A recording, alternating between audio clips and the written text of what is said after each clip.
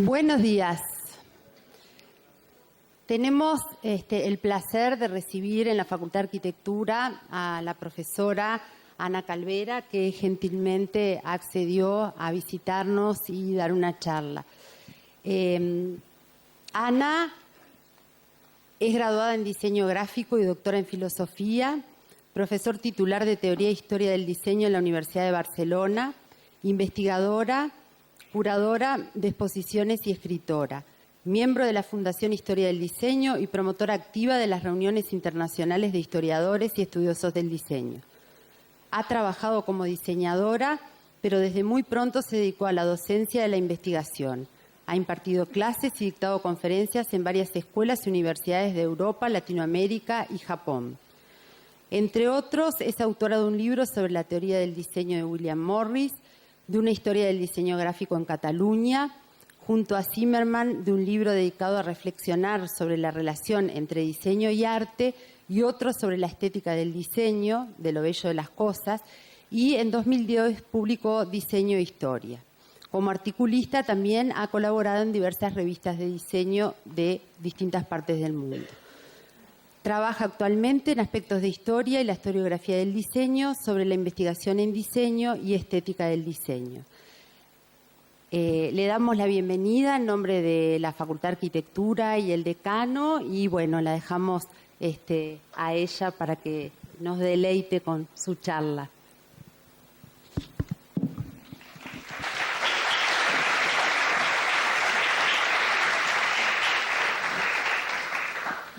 Bueno, muchas gracias por la invitación, muchas gracias a las profesoras Laura y Mónica por haberme invitado. Nos encontramos en Sao Paulo en la última edición de los congresos de historiadores y estudiosos del diseño, y como yo a Montevideo le tengo un cariño especial, me hizo mucha ilusión que me propusieran de venir a la Escuela de Arquitectura. Hace años estuve en Bellas Artes y entonces conservo este cariño por la ciudad, y estoy encantada de estar aquí con ustedes. Gracias de nuevo. Me comentaron ellas que en los cursos de historia y teoría del diseño, sea el diseño y comunicación visual que el diseño industrial, no sé si los alumnos que hay hoy son de la carrera de diseño y comunicación visual o sí. Pues entonces les pido perdón porque la mayoría de fotos son de diseño industrial. Alguno de diseño gráfico se ha colado, pero espero que todo lo que diga vean que sirve para los dos diseños o para los tres, es decir, para todas las especialidades vinculadas al diseño. Bueno, la charla, como pueden ver, tiene un título. Esto ya lo han visto. Tiene un título un poco provocativo. Es en la conclusión de un capítulo del libro de John Hested que se llama Diseño y vida cotidiana. No sé por qué, creo que ya llevamos muchos años hablando de diseño y tratando eso del diseño. Si la semana pasada estuvo Bonsiepe, ya vieron que Bonsiepe tiene una edad suficiente como para haberse dedicado toda la vida al diseño. Eso quiere decir que lo del diseño viene de lejos. Y aún así, la mayoría de libros empiezan muchas veces diciendo, bueno, sí, muy bien, pero ¿qué es eso del diseño? Y parece como si todos los críticos, estudiosos, historiadores, analistas varios, dijeran que eso del diseño tiene como inconveniente el no haber definido muy bien cuál es su identidad, cuál es su esencia, qué es eso del diseño. De ahí que me pareciera tan interesante esa frase de Hesket, que me parece absolutamente correcta, aunque viole, aviso a los alumnos que esto no se hace en los trabajos, viole todas las reglas filológicas, lexicográficas y lingüísticas de lo que es una definición, porque al menos a mí cuando era pequeña me decían siempre, la palabra definida no entra en la definición. Como pueden ver, aquí es exactamente lo contrario, todo es una redundancia. Pero lo que me parece interesante es que, a pesar de que sea incorrecto, es verdad. Es una frase que es verdad, es cierta. Y además que comprenderla se puede hacer desde un punto de vista historiográfico, es decir, ver por qué es verdad y qué quiere decir en cada caso se debe en gran parte a cuestiones históricas.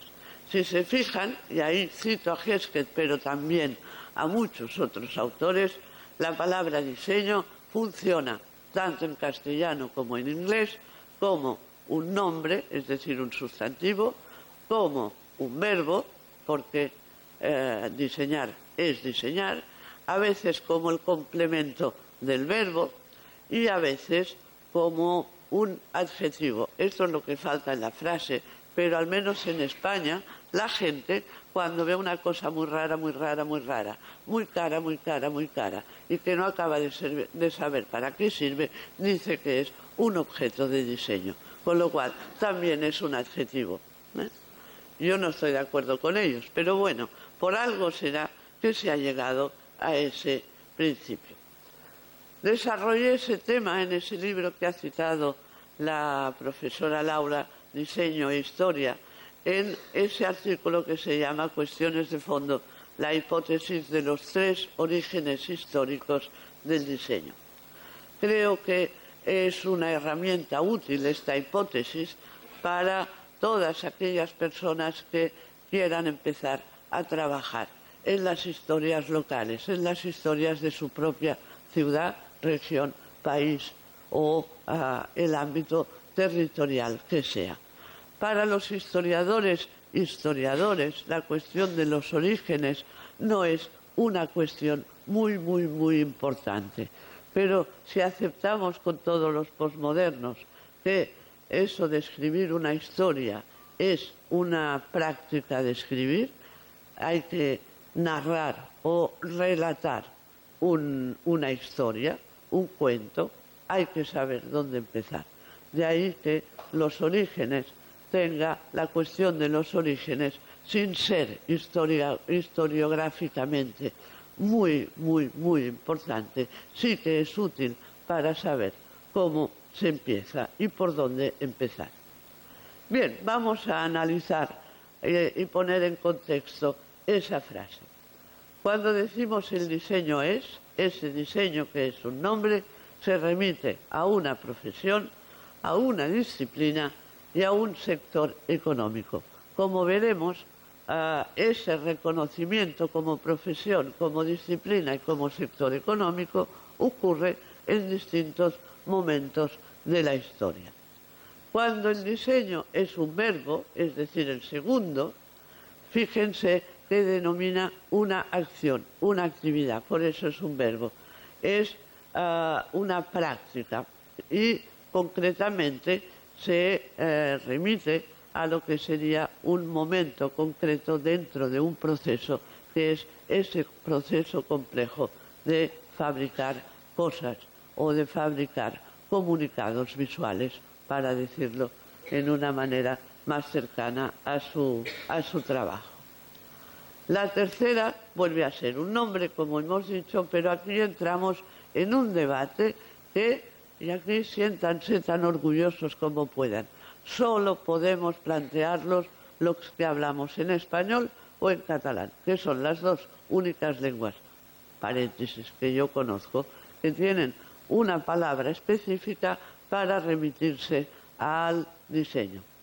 A diferencia del inglés, en castellano hay dos palabras que están cercas, pero que cada una quiere decir una cosa: dibujo y diseño. Una investigación muy interesante que estamos desarrollando en Barcelona y que la está desarrollando concretamente Oriol Pibernat es trazar la evolución de la palabra diseño desde que empezó a utilizarse en el siglo XVII por contagio de los italianos, del diseño italiano, pero en el diseño italiano quiere decir dibujo, no quiere decir diseño en el sentido nuestro. Por eso los pobres italianos que están al principio de todo tienen que hablar en inglés y decir design. Bien, en castellano y en catalán podemos diferenciar dibujo y diseño. Lo que es interesante es que a menudo para hacer un diseño hay que dibujar, pero una cosa es dibujar y otra es diseñar. Producir nos remite a la producción industrial, con lo cual entraríamos en el gran tema de las diferencias entre industria y artesanía, que lo dejamos al margen, y finalmente para producir un diseño. Aquí sí que ya chocamos con ese medio nombre, medio adjetivo, porque al final la palabra diseño remite a un sistema de objetos, a unos objetos que son la consecuencia del acto de diseñar y producir. Lo podríamos definir como un modo de ser. Los técnicos de marketing le llaman el factor diseño. Creo que es una palabra muy interesante para la teoría del diseño el hablar de factor diseño. Tan interesante que recientemente Chatué ha sacado un libro que se llama precisamente El factor diseño. Bueno, vamos adelante. Vamos a explicar esa primera parte. El diseño es una profesión, una disciplina y un sector económico. Quien esté interesado en leer los textos relativos a las políticas públicas nacionales de diseño editadas a lo largo de la primera década del 2000, verán que los ingleses llaman a eso la design industry, teniendo en cuenta que aquí industria no es tanto una industria como en nuestra lengua, sino lo que nosotros llamamos un sector económico. Paréntesis, estoy haciendo colección de los falsos amigos entre el inglés y el español y de lo que implican las malas traducciones, desde el uso de la palabra narrativa hasta el uso de la palabra literatura, y veo que aquí nos va a salir otro falso amigo, que es la confusión entre industria y sector. Bien, definición clave. Para que haya una profesión, tiene que haber alguien que perciba honorarios que perciba emolumentos en concepto de honorarios. Creo que es interesante para los investigadores repasar el libro de Max Weber, en el que se diferencia claramente que hay en el que se diferencia entre un oficio y una profesión, y pone en evidencia las características que son distintas. Visto que soy una mujer y hablo como una mujer, también les diría, que eso no lo habla Max Weber porque es un problema muy posterior, es que en las profesiones hay muchas mujeres, en el mundo de los oficios era muy difícil que las mujeres se integraran, porque la formación en los talleres era muy difícil de llevar a cabo. Esa es una cuestión a tener en cuenta cuando se hace historia, de ver cuándo las mujeres empiezan a irrumpir en determinadas profesiones. Esa también es una definición que pone en duda determinadas aproximaciones de las historiadoras feministas cuando reivindican las amas de casa como diseñadoras. Yo creo que las amas de casa diseñan con el verbo muchas veces, pero como no cobran, no se pueden llamar diseñadores profesionales. Bien, si miramos la Europa pura y dura, podemos decir que es desde el siglo XVIII cuando el diseño empieza a ser reconocida como una actividad específica y empiezan a pagarse dineros y honorarios a los que entregan dibujos a las empresas para ser reproducidos. Curiosamente, y ese es un dato histórico que me parece muy interesante, eso ocurre en aquellas industrias o en aquellos sectores productivos que son nuevos para la época. Es decir, que no salen como las artes industriales de una evolución de los antiguos oficios, como ocurre con los bordados, las pasamanerías, los trabajos en el metal, ¿qué más podríamos decir? La carpintería de sillas o la carpintería constructiva, sino que surgen en aquellas industrias que se ponen nuevas porque se copian de otros lugares. En el siglo XVIII prácticamente son las lozas y porcelanas y la estampación de tejidos de algodón según el modelo indio, que por eso se llamaban indianas en castellano o chins en inglés. En Barcelona, por ejemplo, hemos encontrado un documento en que se dice que un diseñador lionés, en ese caso todo lo que era de estilo y gusto se importaba de Francia, pues que un estampador lionés cobró dineros por entregar dibujos y poder empezar a estampar lienzos o a estampar indianas. Mira, me deja un paréntesis. El dibujo no es del siglo XVIII, ya es del siglo XIX, pero ese dibujo que sale de una gran fábrica que se llamaba la España Industrial es un boceto y un estudio de colores de cómo se deben distribuir los moldes a la hora de estampar estos tejidos. Han pasado 100 años entre lo que digo y el dibujo, pero la técnica ha variado relativamente poco. Eso podría ser lo que identifica las grandes industrias nuevas del siglo XVIII. Los tejidos impresos ya se ve que son indianas y son muy antiguos, porque las flores son indias. No hay ningún lugar de Europa donde haya estas flores. Mientras que lo de abajo sí que ya es un molde para la estampación de indianas basado en los motivos heredados del clasicismo. Es decir, que ya estamos en pleno neoclasicismo del XIX. Es el motivo de la palmeta egipcia, reeditado infinidad de veces junto con estas ramas que no recuerdo ahora cómo son, pero que generan también una especie de palmeta. Bien, el diseño es una disciplina y aquí me remito sobre todo, piensen ustedes, en la importancia de las escuelas de diseño a la hora de generar discurso. Bien, el diseño es una disciplina y yo creo que sí que es una disciplina porque tiene, y eso lo estamos reivindicando mucho, tiene un cuerpo sistematizado de conocimientos que son los que se aplican en la práctica.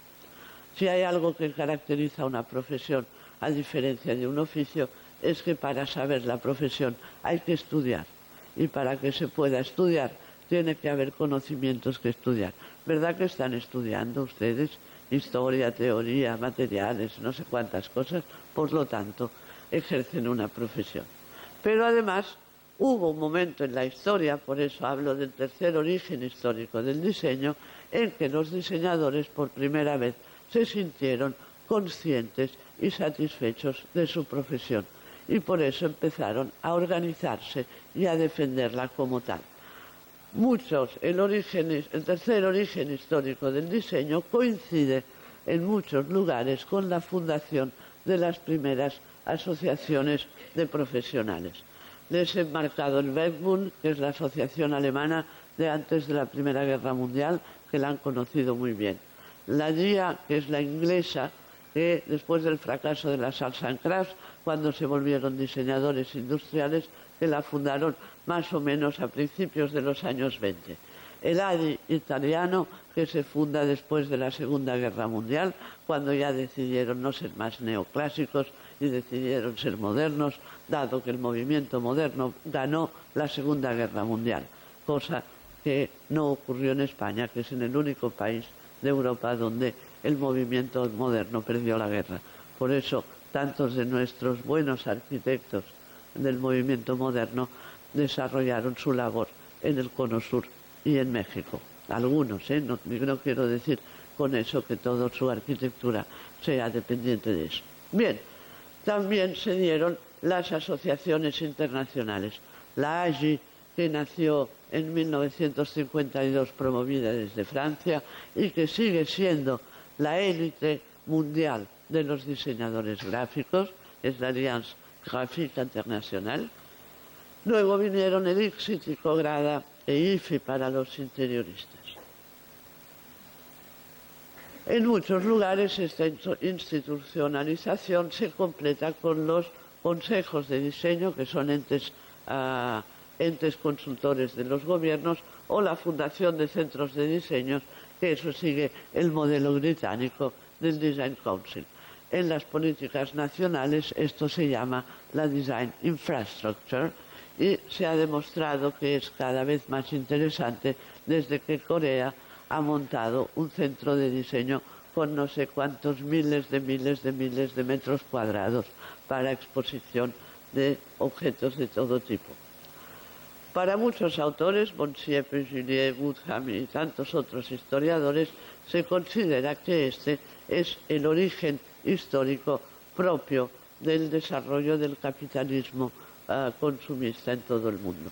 Hay que decir que hay países donde el diseño nace sin todo esto, pero sí que los profesionales se organizan. Este es el caso de Barcelona. Podríamos ver algunos de los logotipos famosos de las entidades vinculadas al diseño. Desde el museo, que es eso del Design Hub, al centro de diseño, las asociaciones de profesionales, los eventos e incluso una ONG que no está pasando por sus mejores momentos ahora. Digamos que cuando vemos a las escuelas de diseño, entonces se ve muy claramente cómo han sido muchas veces las escuelas las que han generado discurso sobre el diseño y por lo tanto han dado forma a la cultura del diseño. La lista de abajo ya indica, supongo que inmediatamente conectan con lo que sería esa creación de discurso. En tanto que sector económico, el diseño lo es desde que los políticos se han dado cuenta que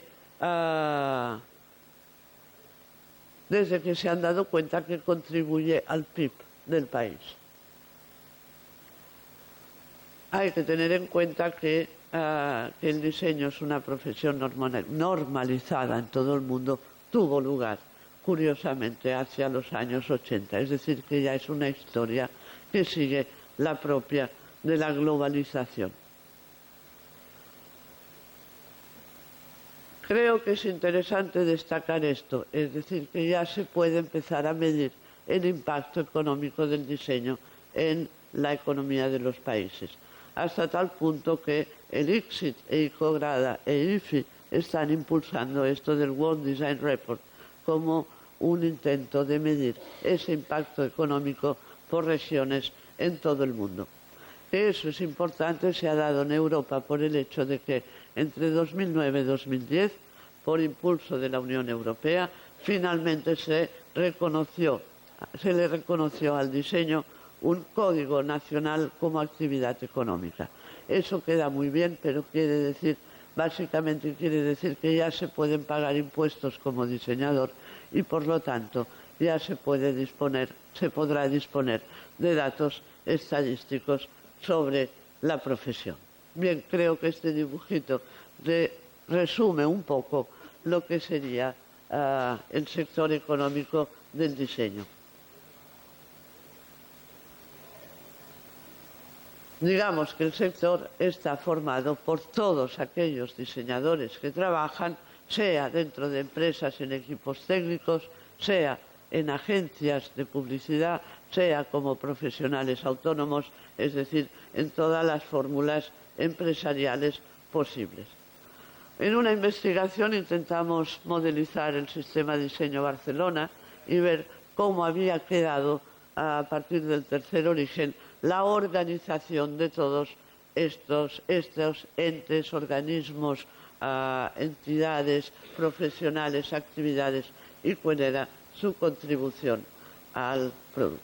Bien, vamos a la segunda definición de la palabra diseñar y volvemos al primer origen y nos situamos en el siglo XVIII.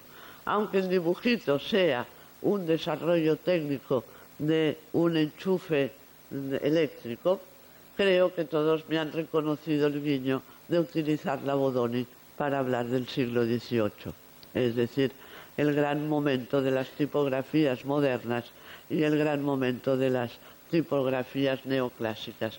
Creo que Bodoni, Ibarra y Didot son los tres grandes de la tipografía que ponen en evidencia que el arte de la tipografía, desde el punto de vista estilístico y de calidad estética, está y se parece mucho a la arquitectura como arte. Creo que es interesante tener en cuenta que el siglo XVIII en eso comparten la visión tanto la historiografía marxista, el pensamiento marxista, como otras aproximaciones a la historia. El siglo XVIII es el periodo en que los oficios se transforman y van introduciendo la división técnica del trabajo. Quien mejor explicó esto es Adam Smith, y lo explicó en relación a la fabricación de alfileres. Imagínense lo difícil que es separar las fases de producción, las distintas operaciones que hay que hacer para fabricar un alfiler. Pero ya en aquella época, y fabricando alfileres, había división técnica del trabajo. Para mí, el libro clásico y insuperado que explica este proceso desde la perspectiva del diseño es La mecanización toma el mando, de Siegfried Giedion, del año 48. Se lo recomiendo. No que se lo lean entero porque es muy largo, pero sí a trocitos, porque estando en Montevideo, en Uruguay, incluso habla de la mecanización de la carne y cómo se tecnifica ese proceso. Digamos que hay dos momentos clave en el proceso de industrialización según el modelo clásico derivado de la Revolución Industrial Inglesa, que es la industrialización y la mecanización. Para poder mecanizar, tal como son las máquinas modernas, o al menos en el contexto decimonónico, había primero que organizar un oficio en fases y poder especializar las operaciones técnicas de manera que cada máquina hiciera una cosa. Yo cuando esto lo explico en clase hago siempre pensar a los estudiantes en cuando se van a comprar, los que se van a casar, una cubertería. ¿Cuántos cubiertos distintos hay en una cubertería? No sé acá, pero allá en España contamos normalmente que de cucharas hay que comprar unas 6 tipos distintos, entre la de servir el arroz, la de servir la sopa, la de comer sopa, la de comer postre, la de comer helado, la del café, la de las salsas, y todo es una cuchara. ¿Qué ha pasado ahí? Pues que se han especializado funcionalmente las prestaciones de las cosas.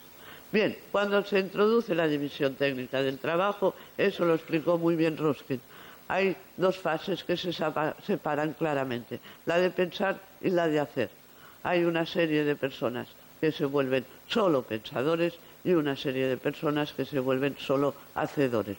Los hacedores pasaron de la categoría de maestros artesanos a operarios y luego obreros. Los que se dedicaban a pensar se volvieron o administradores o gestores o diseñadores. La fase de diseñar es una de las fases de pensar, de las fases de las actividades de pensar en un proceso industrial. Eso es lo que ahora se llama la función diseño dentro del proceso de producción. Bien, eso es un ejemplo que siempre lo pongo porque explicar las citas es muy complicado, pero en Barcelona, por ejemplo, cuando se instalaron las primeras fábricas de estampación de indianas, la Junta de Comercio, que era como las cámaras de comercio actual, identificó 18 funciones dentro del proceso productivo. Incluso incluye a los niños que trabajaban en estas fábricas y las distintas actividades. A mí me interesó mucho porque por primera vez aparecía la palabra diseñador o dibujador aquí dentro. Hay que tener en cuenta de todos modos que las palabras, como decía Marx Bloch, tienen la mala costumbre de cambiar de significado sin avisar.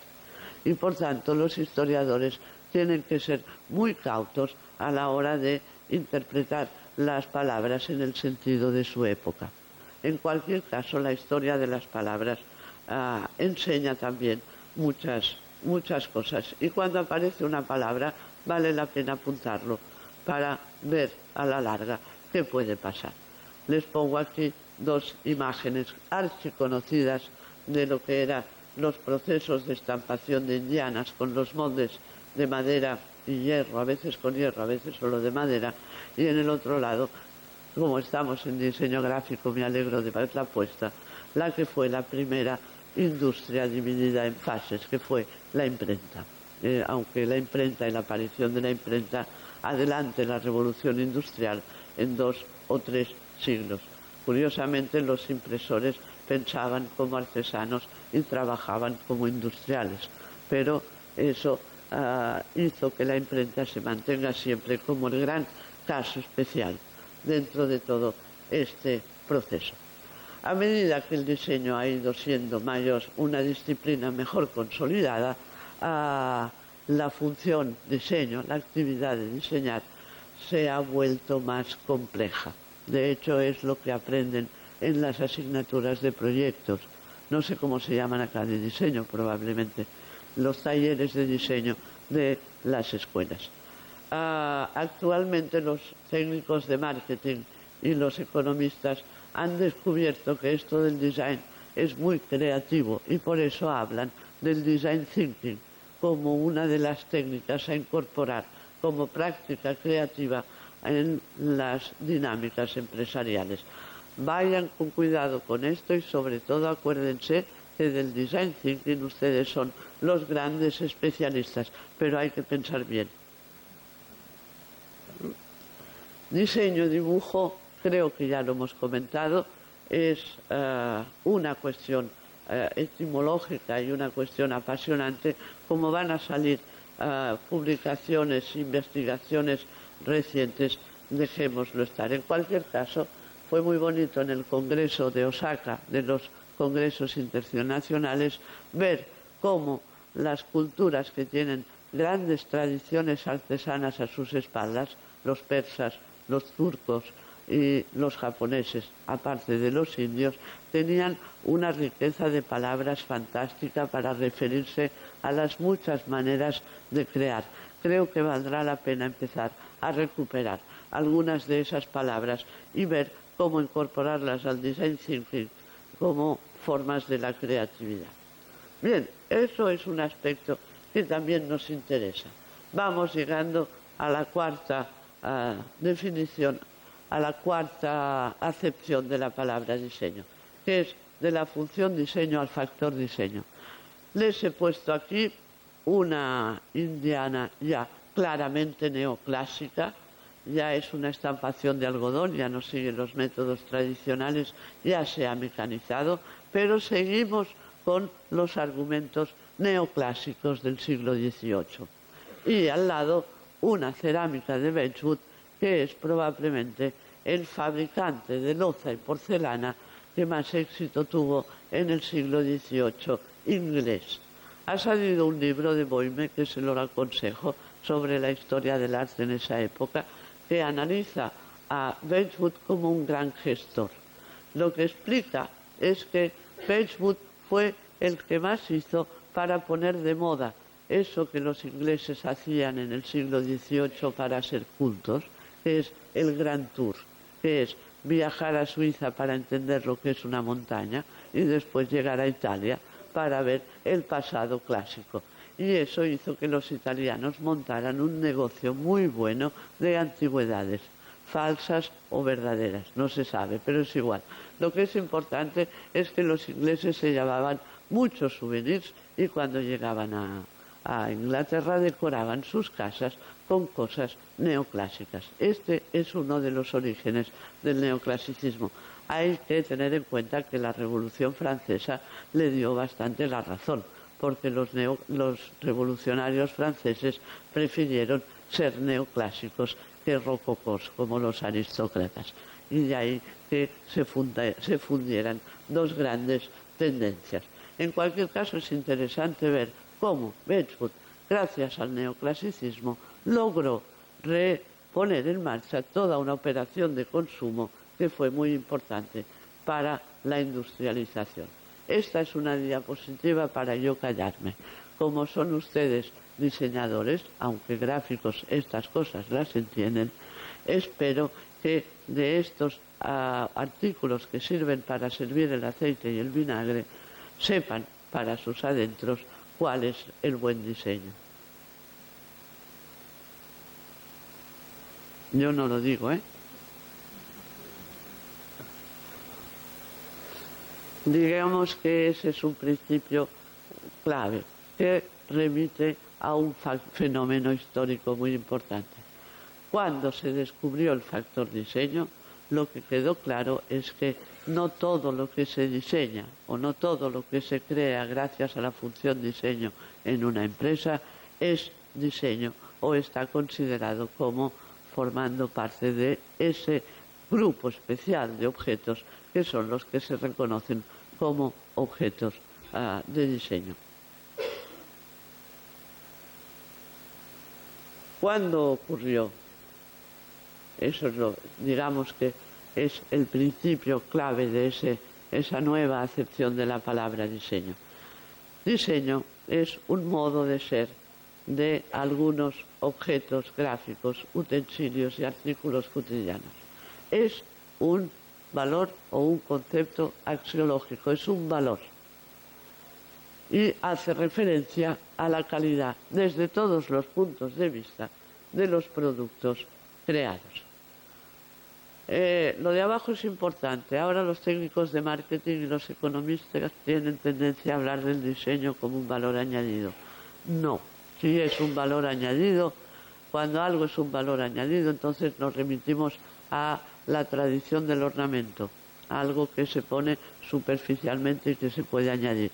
Cuando se piensa que el diseño es un valor añadido, se contrata a los diseñadores al final del proceso, cuando ya no se puede corregir nada.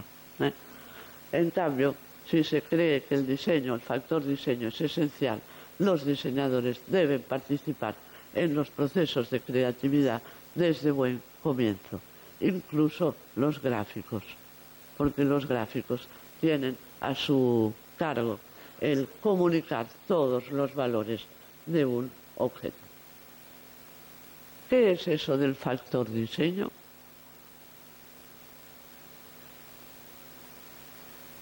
No es un estilo, no es un sistema de formas. ¿Por qué digo que no es un estilo? La cuestión del factor diseño se descubrió históricamente en el momento en que, estamos en 1851, los ingleses se dieron cuenta al montar la primera exposición universal que esos salvajes de los indios, los moros, los chinos, diseñaban mucho mejor que ellos. Es decir, que los objetos que habían traído las colonias a la exposición internacional, que eran artesanos, o sí, eran piezas de artesanía hechas según los procesos tradicionales, tenían calidad como objetos. Mientras que lo producido industrialmente, especialmente en una exposición donde se muestra todo lo más complicado que se puede fabricar con una máquina, era todo espantosamente feo. La exposición del 51 ha pasado a la historia como la concentración más grande y más densa de mal gusto de la historia. Para un gentleman inglés eso es algo muy difícil de aceptar. No puede ser que la civilización más desarrollada, de la época histórica más desarrollada, hubiera llegado a hacer unas cosas tan feas.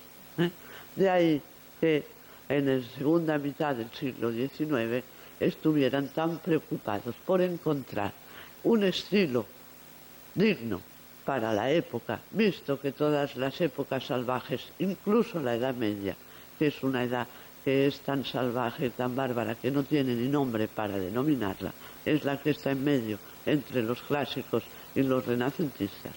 Figúrense si es despectivo ese nombre, pues incluso esos, aunque denominados con insultos, gótico, tenían un estilo propio. Mientras que el siglo XIX, el siglo del progreso, no tenía estilo. El factor diseño, invierto la frase, a partir de entonces empezaron a buscar qué era ese factor que podría mejorar la calidad de los productos fabricados industrialmente, de los productos nacidos en el contexto del progreso. Digo que el factor diseño no es un estilo porque desde entonces los productos industriales, no digamos los comunicados visuales, han vivido muchos estilos. Por lo tanto, la cuestión de la calidad no se remite a un solo estilo. Por otra parte, eso implica revisar toda la historiografía del movimiento moderno, que ve en el concepto de buen diseño el canon de un determinado estilo que es el propio de la modernidad. Tampoco es un sistema de formas, tampoco es un repertorio de ornamentos, ni tampoco es una pauta decorativa. Digamos que el factor diseño es lo que permite reconocer que un objeto está bien diseñado. Les pongo grifos para que vean que el factor diseño se remite a las cosas, se puede remitir a lo más humilde, normal y corriente y usual. Eso es lo que dicen los gestores del diseño y técnicos de marketing. El wow factor. No sé cómo lo dicen aquí, la expresión wow. ¿Eh? Así igual, pues el factor diseño, cuando realmente funciona, es el wow. Qué bonito, qué maravilloso es esto.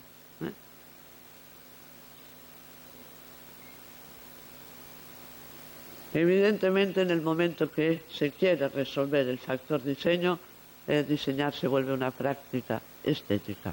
Y eso implica que sea una actividad definida dentro de las muchas actividades que hay en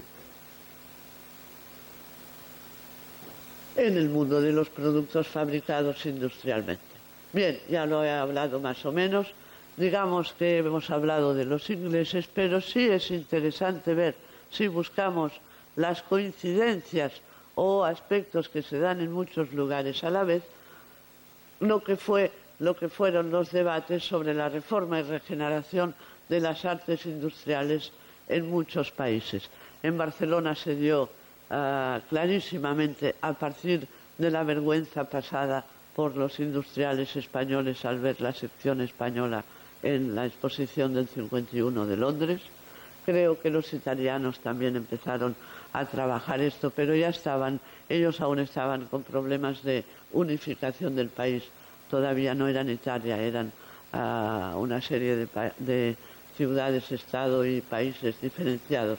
En Francia se da, que es lo que da camino a toda la teorización de las Beaux-Arts y de la arquitectura como bella arte y de las artes aplicadas y decorativas, y que de alguna manera en Alemania también se da a través de la obra de Semper, y que de alguna manera todos estos debates llegan al movimiento Art Nouveau en todo el mundo.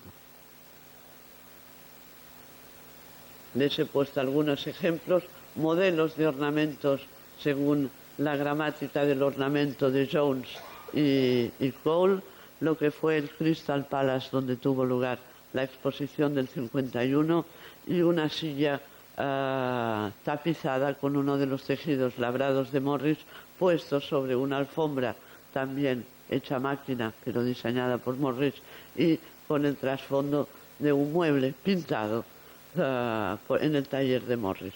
Eso sería el contexto decimonónico del debate de las artes industriales, decorativas y aplicadas. Cada uno de estos conceptos implica una aproximación metodológica al hecho de diseñar distinta. Y digamos que entramos ya en lo que sería el movimiento moderno.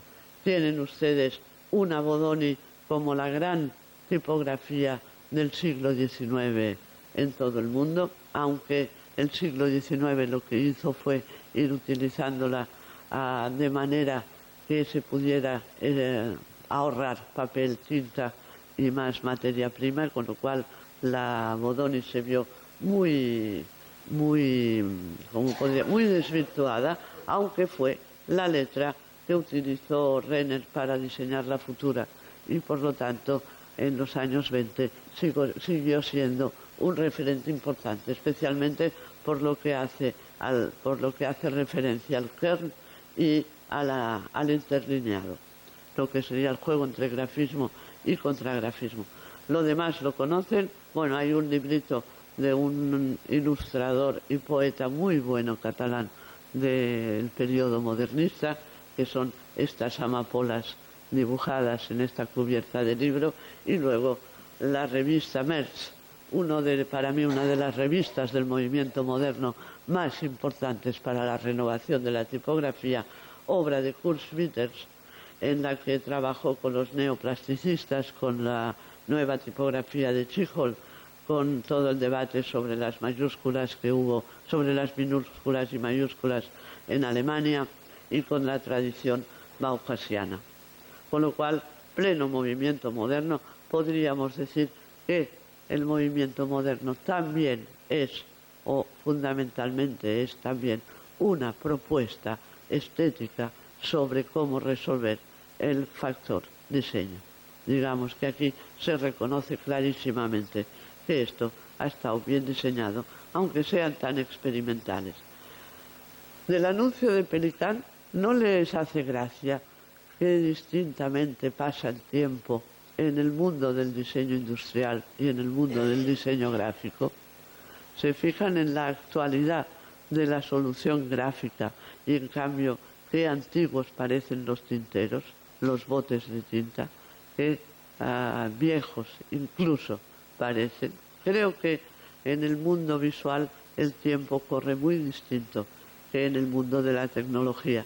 De ahí que hemos de tener una manera de entender la innovación muy distinta los que nos dedicamos a la gráfica. Más propuestas gráficas e industriales del movimiento moderno. Creo que con estas imágenes hay un resumen de todo. Supongo que la reconocen, ¿no?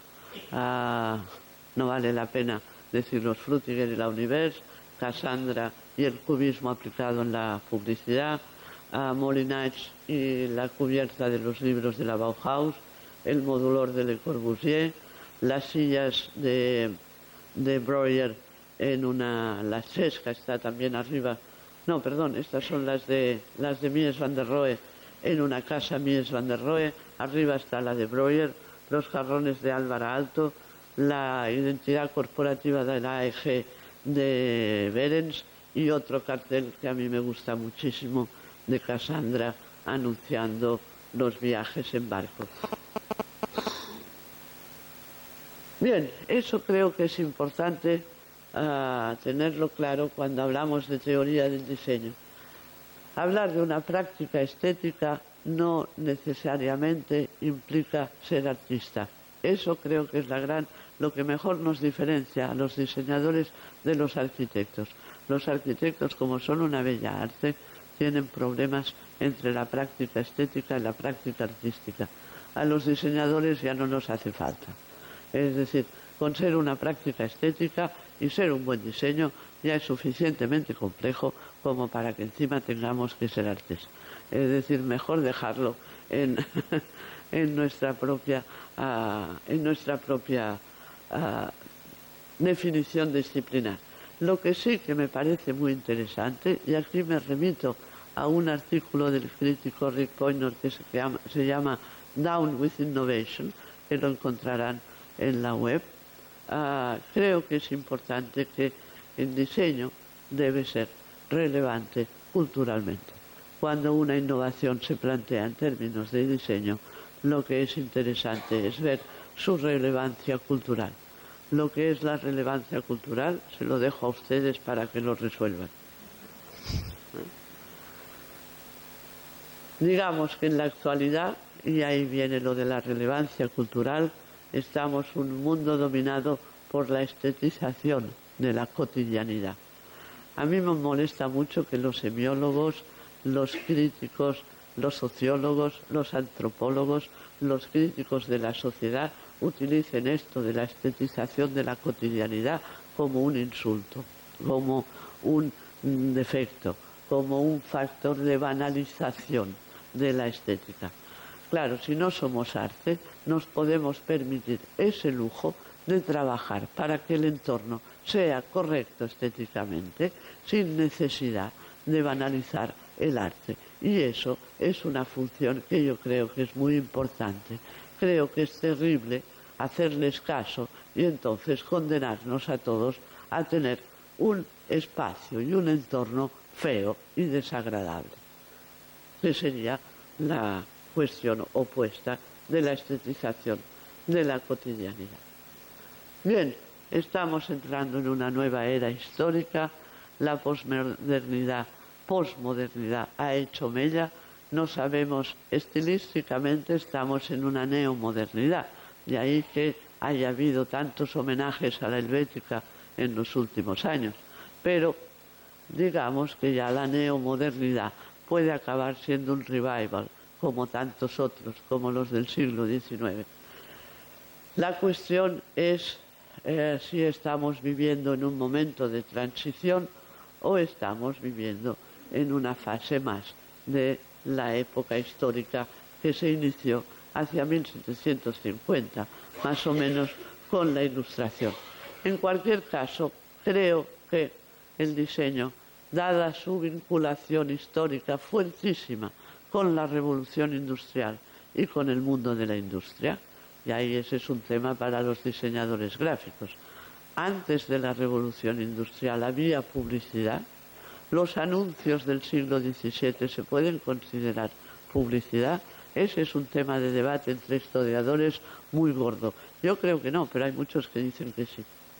En cualquier caso, si el diseño es un atributo histórico propio de la era de la modernidad o de la era contemporánea de la historia, veremos qué pasa o cómo evoluciona o si hay que reinventarlo para el siglo XXI. Eso les toca a ustedes. A mí particularmente hay un aspecto que creo que sigue siendo vigente y que está implícito en el concepto de factor diseño, si lo entendemos desde una perspectiva estética rica, no como una estética, es decir, una tendencia, sino con ese valor fuerte que tiene la noción de estética en la tradición filosófica. Creo que esta cita lo explica perfectamente bien. Es de un filósofo catalán que tiene un librito que se llama Filosofía de andar por casa, que es muy divertido y que remite a esos dos principios que a veces se olvidan en la variedad, en el laberinto de tendencias, que es el siguiente. Corremos el peligro de olvidar que para que una pieza cultural, y así me remito a lo de relevancia cultural que decíamos antes, para que una pieza cultural sea legítima, o bien ha de poder ser falsa, o bien ha de poder ser bella. Y digo bello, que es la palabra más pasada de moda de la historia, y por eso me encanta.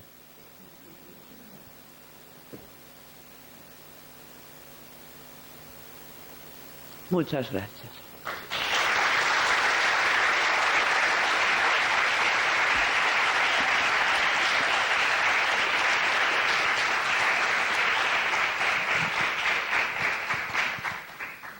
Muchas gracias, Ana. Y ahora, si desean, vamos a dar cabida a preguntas, haciendo una aclaración que esta vez, a diferencia de la conferencia de Bonsiepe, le vamos a dar la palabra primero a los estudiantes.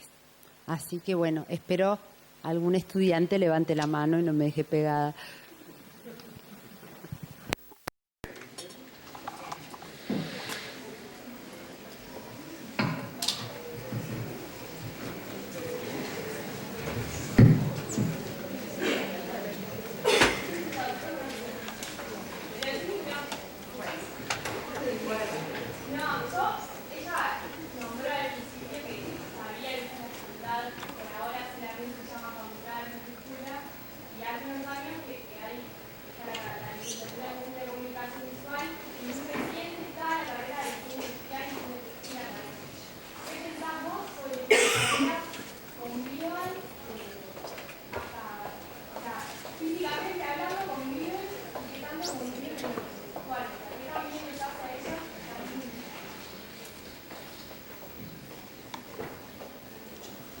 Pregunta compleja. Digamos que ese es un gran debate. El diseño ha entendido los términos del movimiento moderno, es decir, el legado Bauhaus-Ulf, es muy deudor de las bellas artes, básicamente la pintura y la escultura, y de la arquitectura. Desde entonces, las escuelas de diseño en todo el mundo, yo creo, o nacen como hijas de los arquitectos o nacen como departamentos útiles en las escuelas de bellas artes. Eso es muy triste en ambos casos. Pero es cierto que después de tantos años compete a los diseñadores el crear sus propias carreras. De momento existe, es lo más importante. Tienen reconocimiento, tienen alumnos, tienen profesores. De lo que se trata ahora es de que se desarrollen y crezcan y generen ellos su propio discurso. Hay que tener en cuenta que con una cosa no puedes competir, y es que con el primer libro de técnica arquitectónica es del siglo I después de Jesucristo, que se lo recomiendo a los diseñadores industriales, que es el inevitable Vitruvio, y que los primeros libros de teoría artística en el sentido actual son del Renacimiento, y Leonardo sigue siendo un autor interesante.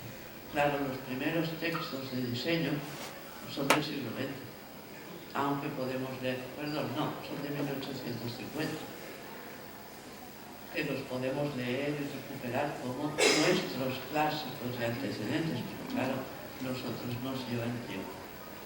También es cierto, y eso hay que reconocérselo a los arquitectos, que la arquitectura es de las pocas profesiones que tiene responsabilidad civil reconocida, es decir, que pueden ir a la cárcel si se equivocan, cosa que los diseñadores gráficos todavía no ha pasado, y algunas veces convendría con los que perpetran diseño en lugar de diseñar. Y esos son aspectos importantes. Yo he luchado mucho para que la carrera de diseño fuera una carrera independiente y superior.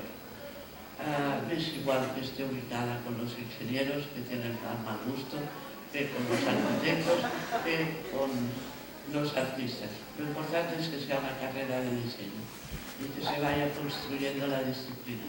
Lo triste es que no hemos logrado en el momento en que se habla de la multidisciplina, la transdisciplina, la de borrar las fronteras entre las disciplinas y de superar los límites.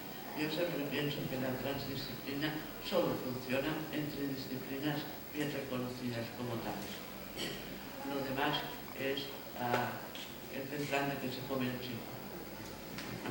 Con lo cual hay que luchar para construir y hacer la disciplina. ¿Te respondí? ¿Sí?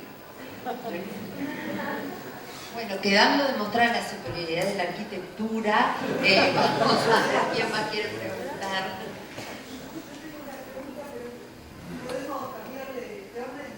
¿Sí? Bueno, si no hay otro estudiante que levante la mano, le vamos a pasar. Quería saber de qué relación había entre lo que son las prácticas científicas y nuestro parte del diseño y a lo que se haga se llama el arte conceptual o con el proyecto. ¿Cómo lo vincularon? Yo creo que el proyecto, la idea del proyecto, al menos en la teoría clásica del diseño, que esta sí que está basada en la arquitectura, acuérdense de Maldonado y su definición de las actividades proyectuales. La idea del proyecto corresponde al verbo diseñar. Para diseñar hay que proyectar. Entonces, es en la práctica digamos que como práctica hay dos dimensiones. El hecho de la práctica, el proyectar, y por otra parte, la práctica estética.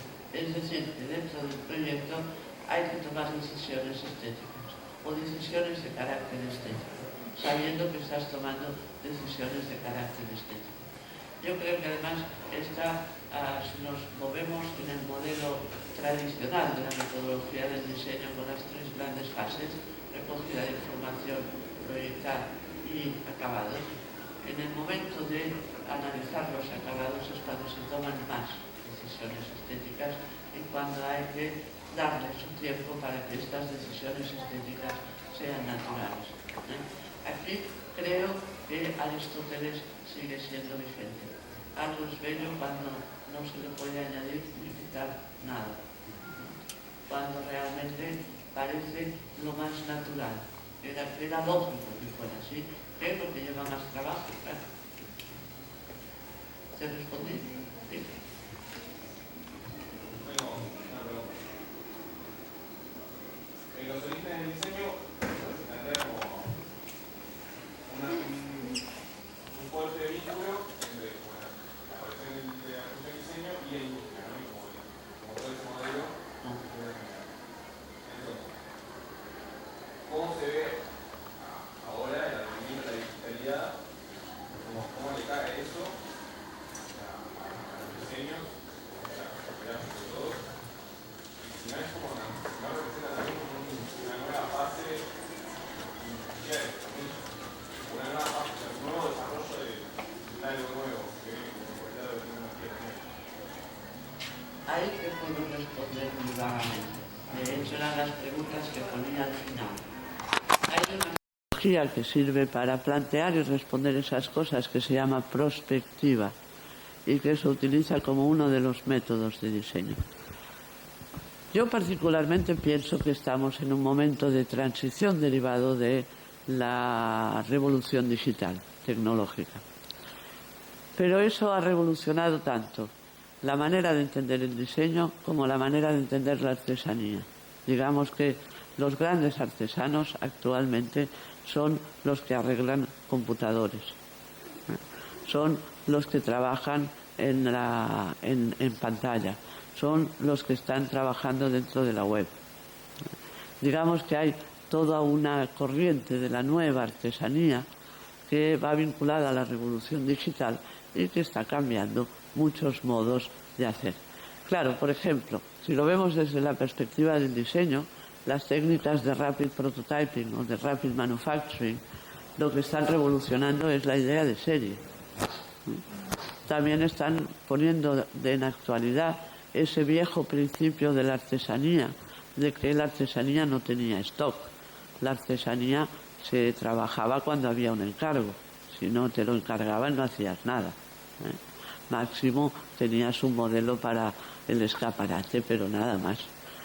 Claro, en el mundo digital, si bien la edición de libros ahora, los libros se imprimen cuando se piden por internet, no están impresos en un almacén. Con lo cual, el manejo del tiempo, el manejo de las previsiones de consumo, el manejo de las fabricaciones, todo esto se está reformulando. Será por eso que, por ejemplo, las técnicas del do it yourself, que yo las odio porque como no las sé hacer, no me gusta ponerlas en marcha, prefiero dedicarme a lo mío y no tenerme que dedicar ahora a todo lo que no hago porque no me gustaba antes. Y ahora resulta que lo tienes que hacer porque lo puedes hacer tú en casa. Bueno, las técnicas del do it yourself van a hacer revisar cuáles son los servicios de diseño de profesionales como los interioristas, los dibujantes textiles, los diseñadores de moda, los diseñadores industriales y ahora los diseñadores gráficos. Digamos que de los trabajos que recibía un diseñador gráfico cuando se imprimía y todo funcionaba con papel, los programas informáticos han eliminado muchos de estos trabajos.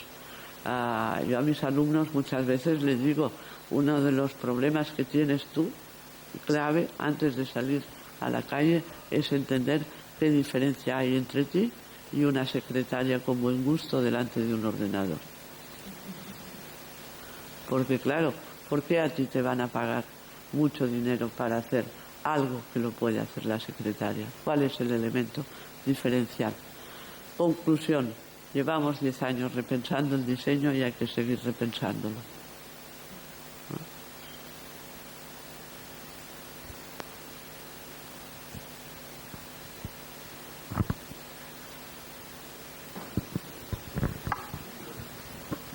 No más preguntas.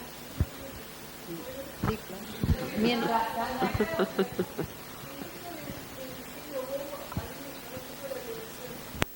¿Cómo se puede entender esto en una sociedad súper estetizada donde todos los escaparates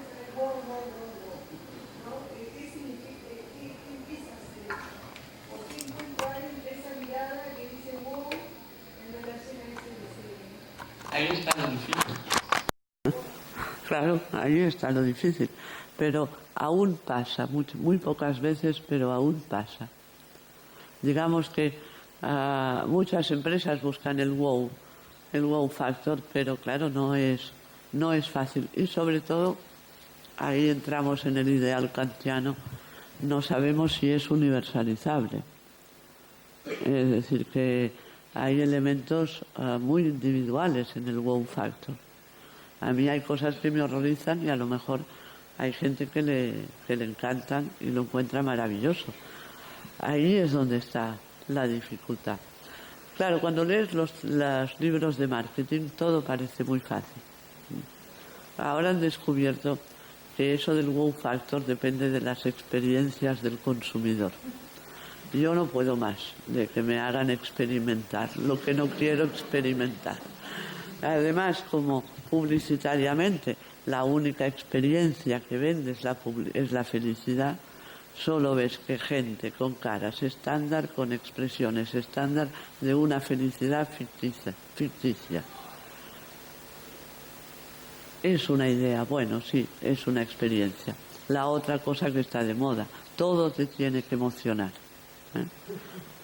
La emoción es una cuestión que viene de lejos en el mundo de la estética y de las artes. Ahora resulta que todo te tiene que emocionar y piensas, yo lo que quiero es un objeto que se esté callado, quieto y tranquilo, que no me dé la lata. Lo que decía Heidegger, no hay nada peor que eso de las gasolineras que sacas la manguera, no sé cómo llaman acá, y te dice, su gasolina, gracias, como si fueras tonta. Esa idea de tener que hablar con las máquinas es terrible. Y además te dicen lo estándar, Otra cosa, ahora que estamos en la sociedad de la estandarización de las emociones, cuando llaman por teléfono a una empresa, una macroempresa de servicios, se fijaron que todas se llaman Sandra, Vanessa y nombres de estos que ahora están de moda. En España no hay ni una Concepción, ni Inmaculada, ni eso, ni Teresa, ni nombres tradicionales, ¿no? Con lo cual, cuando te dicen, le atiende Sandra, ¿qué puedo hacer por usted? Piensas, nada, ya está, ves a saber dónde está y seguro que no es ella, ¿no? En el repensar del diseño está saliendo ahora ha habido dos tendencias que me parecen interesantes destacar, que es, por un lado, en los años 90, cuando se empezaba a hablar de eso de las experiencias y las emociones, la sustitución de los valores sociológicos por los antropológicos. Y el que de repente los diseñadores empezaran a investigar más en el mundo de la antropología para ver. La antropología ya saben que es una de esas disciplinas que estudia lo que cambia poco a lo largo del tiempo, que analiza la esencia humana y por tanto aquellos valores que son relativamente longevos en la historia, mientras que la sociología estudia momentos coyunturales, situaciones. Va muy bien para saber las tendencias de lo que pasará dentro de 2 años, pero no qué puede haber de ahora aún dentro de 10 años. Teniendo en cuenta que los valores, antes lo hemos visto en el diseño gráfico y el diseño industrial, la tecnología cambia muy rápido, pero los valores vinculados a lo visual, a lo gráfico y a las humanidades no cambian tanto. No cambian, cuesta mucho cambiar la naturaleza humana. Cada vez que hay una guerra se pone en evidencia lo bárbaros que todavía somos todos en relación a lo que nos pensábamos del pasado. A mí en ese contexto hay un autor que lo he descubierto hace poco, aunque es un autor de los años 70, que se llama Michel de Certeau, que es uno de los que más se utiliza para entender los hábitos del consumo. ¿Qué es lo que me gusta de él? Es esa idea de fondo de que la mayoría de la gente es muy creativa en la vida cotidiana, se organiza su vida cotidiana y que lo habitual en todos los países, incluso en los protestantes donde no se pueden confesar, la gente hace todo lo que puede para no seguir ninguna norma y no salir nunca de la ley. Creo que eso es un valor.